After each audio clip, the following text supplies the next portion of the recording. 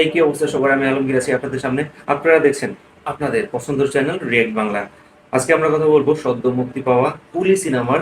সিনেমাতে আছেন one and only আমাদের সবার এবং global superstar Rajinikanth sir. Rajinikanth স্ক্রিনে থাকা মানে হেডস অফ মুভমেন্ট। উনি এখনো স্ক্রিনে অপ্রতিদ্বন্দ্বী। সময় বদলায়, ট্রেন্ড বদলায়, কিন্তু ওনার স্টাইল চিরন্তন।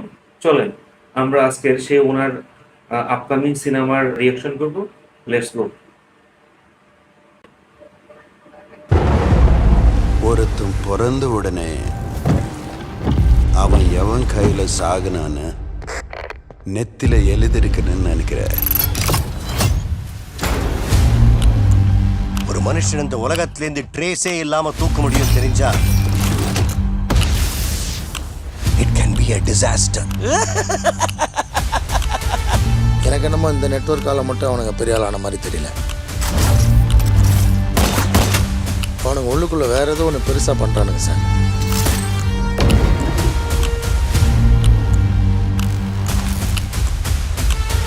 இங்க இருக்கிற 14,400 பேர்ல எனக்கு தேவை அந்த ஒரு குழி, அந்த ஒத்த குழி.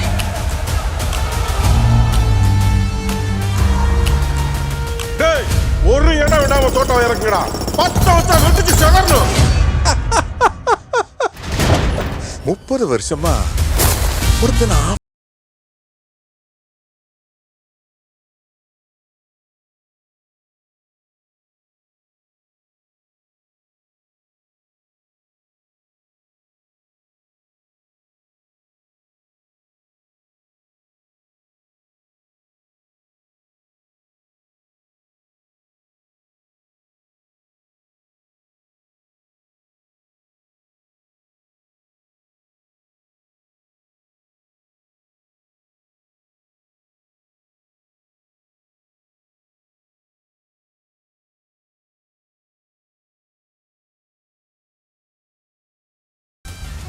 রজনীকান্ত স্যারের স্টাইল অভিন্ন এবং অপ্রতিরোধ, সবার থেকে আলাদা।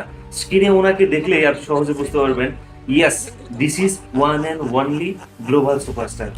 কেন তাকে গ্লোবাল সুপারস্টার বলা হয়, কেন জানেন? ভিডিওটা দেখলেই বুঝতে পারবেন।